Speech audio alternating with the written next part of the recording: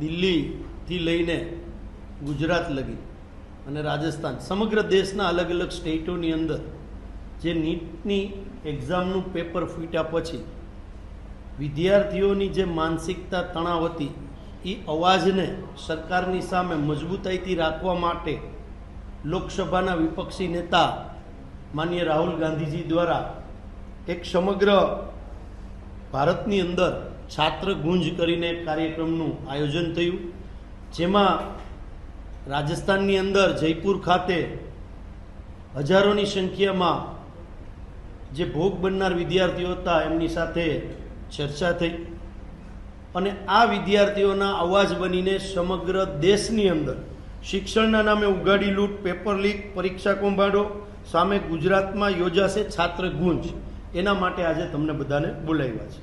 ખાસ કરીને આપણે વાત કરવા જઈએ તો શિક્ષણ વ્યવસ્થામાં અમૂલ પરિવર્તન લાવવા તથા વિદ્યાર્થીઓના યુવાનોના અવાજને બુલંદ કરવા ગુજરાતમાં છાત્ર ગુંજ કાર્યક્રમ યોજાશે, જે કોંગ્રેસ પક્ષના માધ્યમથી યોજાશે. એનએસયુઆઈ અને યુથ કોંગ્રેસ આમને વેગ આપશે સમગ્ર ગુજરાતની અંદર અને નીટની એક્ઝામની અંદર 22 લાખ કરતાં પણ વધારે વિદ્યાર્થીઓએ આ એક્ઝામ આપી હતી.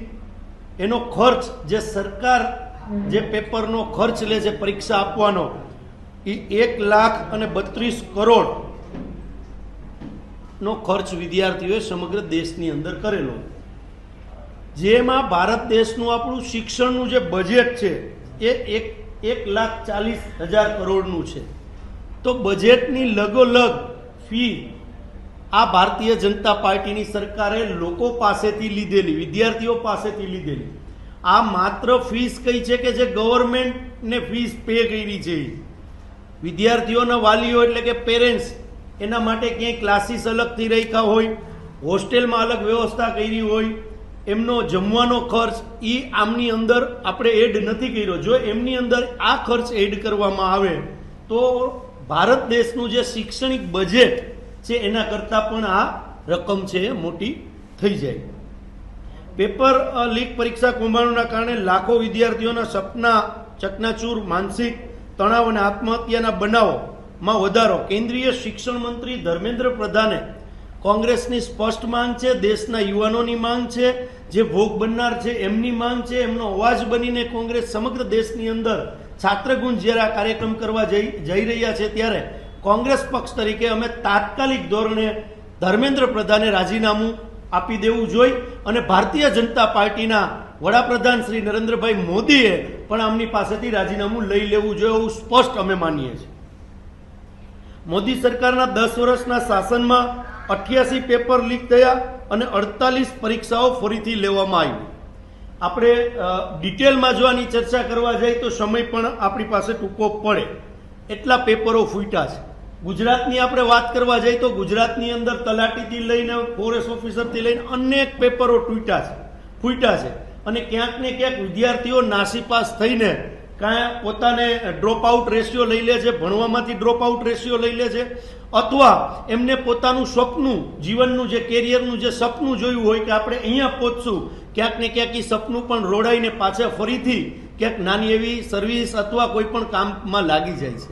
એટલે આ દેશના યુવાનોને એક અલગ દિશામાં ધકેલવાનું કામ અત્યારની ભારતીય જનતા પાર્ટીની ગુજરાતની સરકાર અને વર્તમાન દિલ્હીની સરકાર કરી રહી છે, આવું સ્પષ્ટ અમે માનીએ છીએ.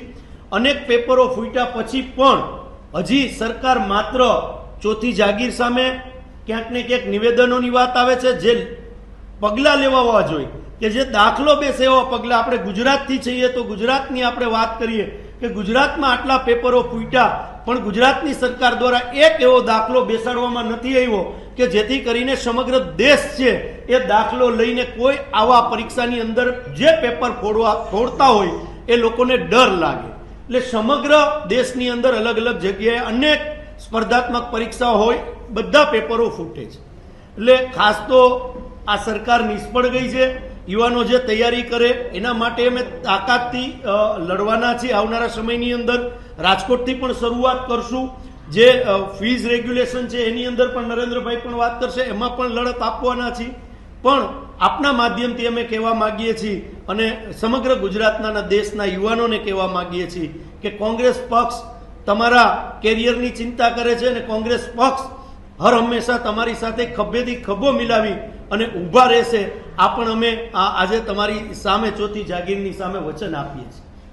અનેક પરીક્ષાઓ જે અલગ અલગ રીતે પેપરો ફૂટ્યા છે, એ પેપરો ન ફૂટે એના માટે સરકારે તાત્કાલિક પગલાં લેવા જોઈએ. કે બેરોજગારીની વાત કરવા જઈએ તો રાજકોટની આપણે વાત કરીએ તો રાજકોટની અંદર એક પ્રિન્ટ મીડિયાના સમાચારથી આપણે વાત કરું છું, 40,000 કરતાં પણ વધારે લોકો ખાલી માત્ર આ નાના એવા બસ સ્ટેન્ડની અંદર લોકો એક સામાન્ય એક્ઝામ, કોન્સ્ટેબલની એક્ઝામ દેવા માટે આવ્યા હતા. તો બેરોજગારી એટલી બધી છે, જે સરકારની નિયત જે છે એની અંદર ખોટ દેખાઈ આવે છે. નીટની પરીક્ષાની અંદર આપણે ગુજરાતની જ વાત કરીએ કે તમામ લોકોએ ફીસ ભરી દીધા પછી પેપર પણ ફૂટ્યું. બીજી વાર પરીક્ષા જ્યારે હમણાં 2-4 દિવસ પહેલા લેવાની, તો ગુજરાત, માત્ર ગુજરાતની વાત કરું છું, ગુજરાતની અંદર આશરે 10,669 લોકોએ ફરીથી આ એક્ઝામ આપી નથી. એટલે કે એનો મતલબ કે જે આ 10,000 ઉપરનો જે આંકડો વિદ્યાર્થીઓનો છે એ ક્યાંક નાસીપાસ થઈ ગયા છે. મેં જે ડ્રોપ આઉટ રેશિયોની વાત કરી કે ફીસ ભરી દીધી હતી પણ છતાં પણ 10,000 લોકોએ ફરીથી આ રી એક્ઝામ આપેલી નથી. આ પણ હું આપની વચ્ચે રાખું છું. આવનારા સમયની અંદર આ તાકાતથી અમે લડવાના છીએ. સમગ્ર ગુજરાત વ્યાપી જે અમારું મુહિમ ચલાવવાના છે એ હું ગુજરાત પ્રદેશ NSUના પ્રમુખ નરેન્દ્ર સોલંકીને વિનંતી કરીશ કે એ પણ જે ગુજરાતની લોકલ જે આપણી શિક્ષણ નીતિ છે એની સામે પણ અમે છાત્ર ગુંજ કરીને જે લડાઈ લડવાના છીએ એ નરેન્દ્રને કહીશ કે આપને એ વાત પણ કરે.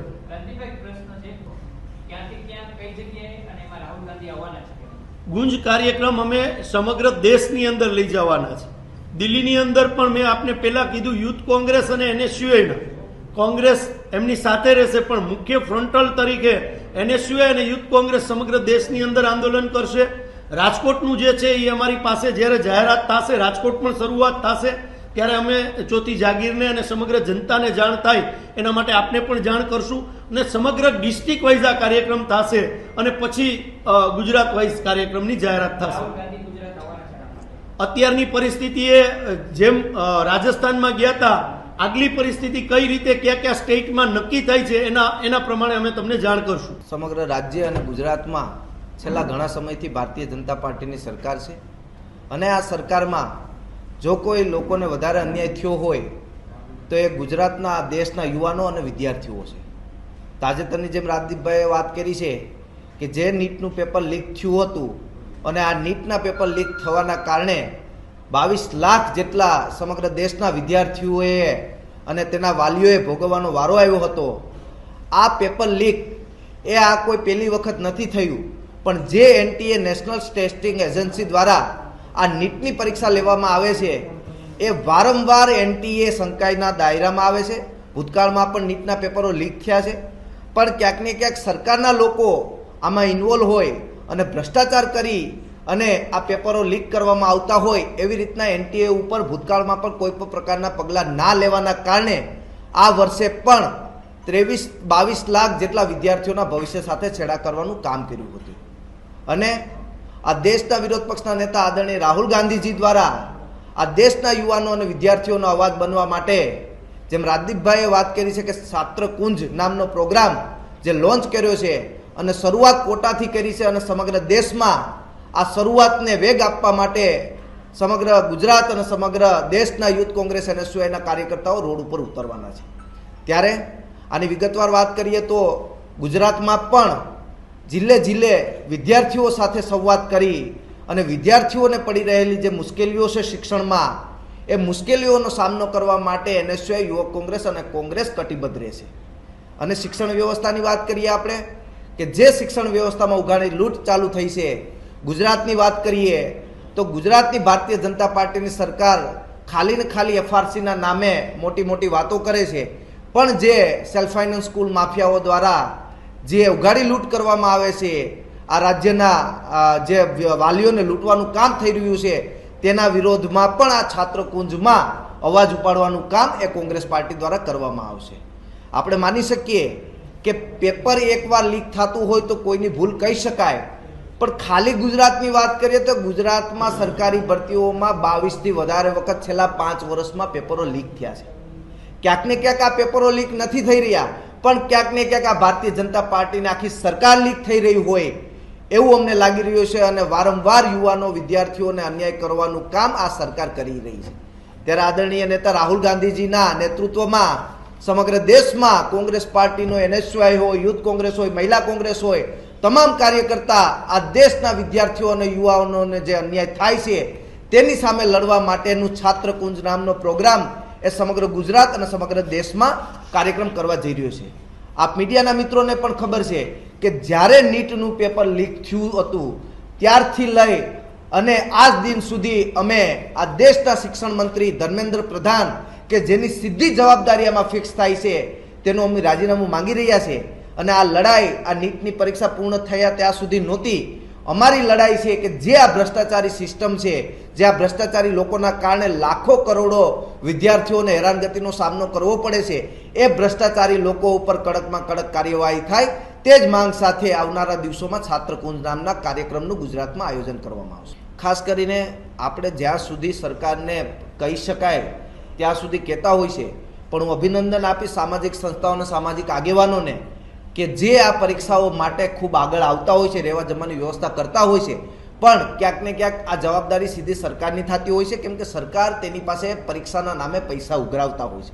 તો સરકારે આની સંપૂર્ણ જવાબદારી લેવી જોઈએ અને વ્યવસ્થાઓ કરવી જોઈએ એવું માનવું છે.